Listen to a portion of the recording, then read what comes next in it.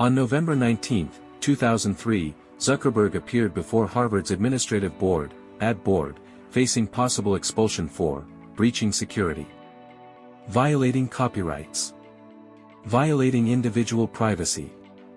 He survived, receiving only probation, but wrote in an email to the Harvard Crimson, "Issues about violating people's privacy don't seem to be surmountable. I'm not willing to risk insulting anyone."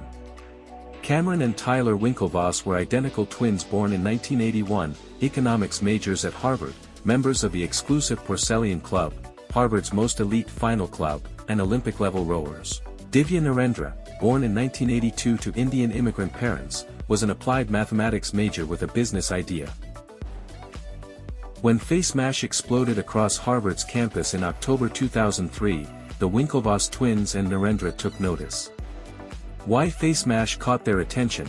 It proved Zuckerberg was a programming prodigy who could build things fast. It showed he understood social dynamics among students. It demonstrated he could create something viral quickly. In November 2003, shortly after Zuckerberg's ad board hearing, they approached him. According to court documents and later interviews, they met Zuckerberg at a dining hall in Harvard's Kirkland House. They pitched their idea for Harvard Connection. Zuckerberg was enthusiastic and agreed to help. An oral agreement was formed. Zuckerberg would complete the programming while they handled business development. Tyler Winklevoss later told The New Yorker, "We met Mark, and we talked to him, and we thought this guy seems like a winner." Over the following months, the Harvard Connection team sent email after email to Mark Zuckerberg, asking about his progress on the website they had been waiting for. His replies were always calm and reassuring, but they carried a quiet pattern of delay.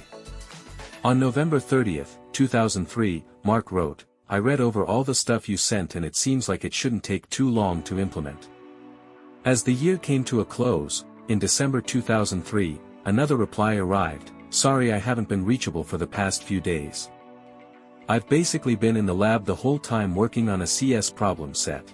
Then, on January 8, 2004, with the new year already underway, he wrote, "I'm completely swamped with work that week."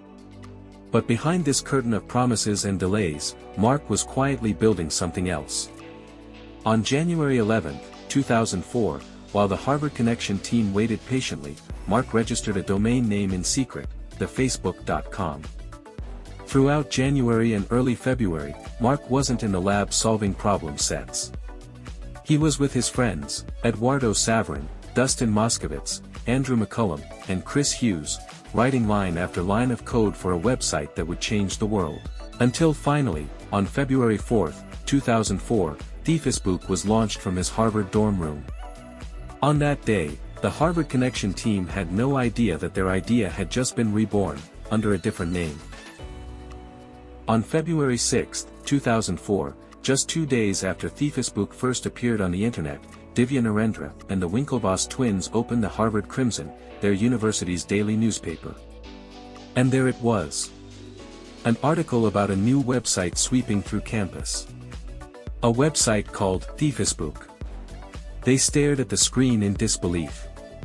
It was their idea. Their concept. Their social network. But built by someone else. They immediately checked the code for their own project, Harvard Connection. What they found made their blood run cold. The code was incomplete. Non-functional. Zuckerberg had done almost nothing for them. He had promised to build their dream, while secretly building his own. On February 10, 2004, they sent Zuckerberg a cease and desist letter. It was their first warning shot. He ignored it. Before diving into lawsuits, they tried to handle things the proper way. The Harvard way. Through their father's connections, they arranged a meeting with the most powerful man on campus, Harvard President Larry Summers. They walked into his office with hope. Surely, the president of Harvard would understand. Zuckerberg had violated the student code of conduct. He had stolen their idea. Summers would discipline him. Justice would be served. But Summers was dismissive. He listened to their story, then waved it away. He saw no value in their complaint. He saw no value in their website. To him, it was just another student squabble over something that didn't matter. He had no idea. If Summers had acted that day, if he had disciplined Zuckerberg or shut down Facebook, the entire history of the internet might have been different. But he didn't. And the door to Facebook's future swung wide open. In September 2004, Harvard Connection, now renamed ConnectU, filed a lawsuit in federal court in Massachusetts. The defendants, Mark Zuckerberg and Facebook.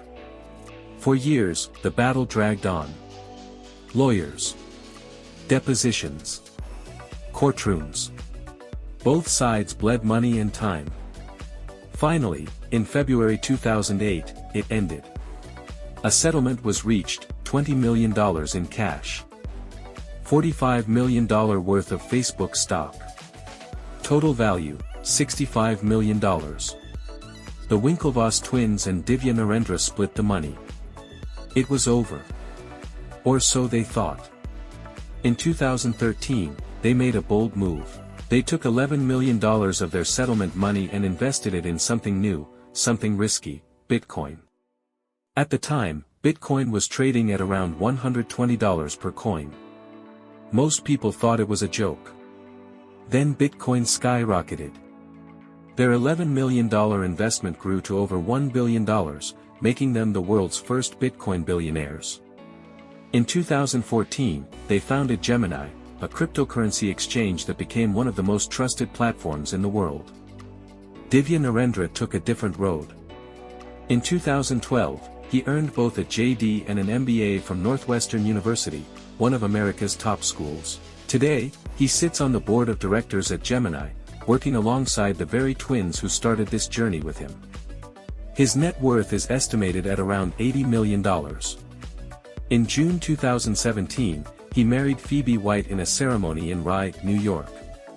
A quiet ending for a man who helped start one of the loudest stories in tech history. And so we reach the end of the battle between ConnectU and Facebook. The war between Mark Zuckerberg, the Winklevoss twins, and Divya Narendra. We witnessed the intense legal fight that the courts finally settled. We saw the clash between Facebook and Gemini. We watched the struggle between what some call good and evil, right and wrong, truth and deception. But here's the question: who decides who was right and who was wrong? Was it the courts? Was it public opinion? Was it history itself? Or is the answer more complicated than that? Drop your opinion in the comments below. I really want to know what you think. Whose side are you on? And why? Because in the next episode, we're going to explore another battle that Mark Zuckerberg fought. A different kind of war. With higher stakes. And a very different ending. So if you made it this far, share this video with someone who loves a good tech story. Hit that like button, it really helps the channel. And subscribe so you don't miss what comes next. The story is far from over. Thanks for watching. I'll see you in the next episode.